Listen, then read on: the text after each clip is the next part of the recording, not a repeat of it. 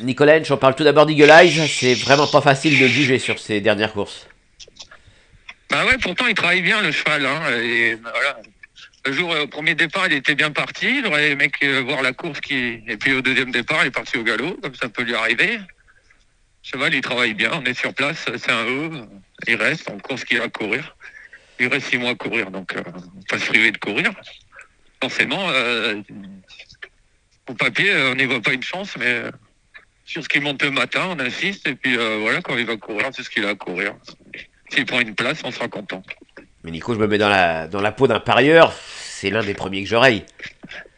Vu la Ouais, musique. je comprends, ouais. Je comprends, hein, mais comme il travaille le matin, il n'est pas rayé, mais bon, après, il faut confirmer en course, comme c'est sûr. Mais bon, on fait un métier, on sait pas tout. On y sent le matin. S'il n'était pas apte à courir, il courrait pas. Pour moi, il est apte à courir, et voilà.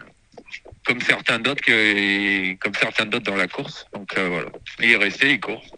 Oui, voilà, c'est une course de vieux, on sait jamais. Il suffirait qu'il soit bien dans ses baskets pour venir brouiller les cartes, selon vous, prendre une cinquième place à Bellecote. Ben, sur ce qu'il avait fait par le passé, oui. Et puis là, je trouve qu'il est bien. Donc voilà, après, c'est vrai que c'est dur à mettre dans le quintet. Mais il fait partie des plus rapides sur le parcours, je crois. 12 et demi. Voilà, ouais, c'est ça, c'est ça. 12 et demi, il avait gagné un quintet il y a 2 ans en 12 et demi. 4 cordes dans un bon lot. Vous l'avez vu en répété derrière. C'est sûr qu'après, il a été blessé, forcément. Alors, c'est dur à revenir. Et puis voilà, certains passent à côté de leur carrière suite à des blessures. Mais là, il a l'air d'être correctement bien. Donc, voilà. Mais je comprends que ce soit dur à mettre. Nicolas Hench, 100% de refit avec Udo Durwell, 2 courses de victoire. Je peux dire que c'est une très très bonne recrue. Ouais, c'est vrai. Il faut reconnaître qu'il a été mené 2 fois au millimètre par Romain Derieux, qui malheureusement ne pourra pas le driver, donc il se fait opérer. Les conditions sont différentes. C'est un poteau, donc c'est pas la même histoire.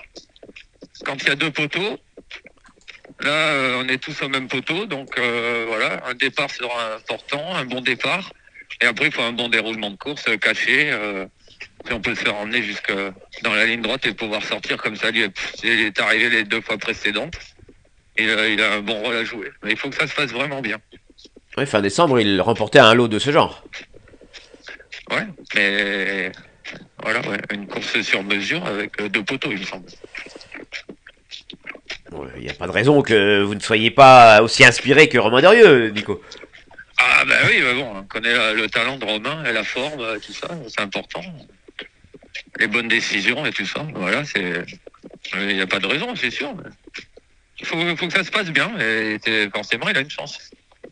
Oui, on dit jamais 203, vous ne seriez pas surpris s'il venait à gagner une troisième Ah course de ben suite. non, mais malgré tout, c'est quand même plus relevé. Hein. Il était des conditions plus favorables, bien placé en tête les 2 fois précédentes. Là, il y a un écart de peut-être 50 000 euros par rapport au gain et au plafond. Il faut tenir ça en compte quand même.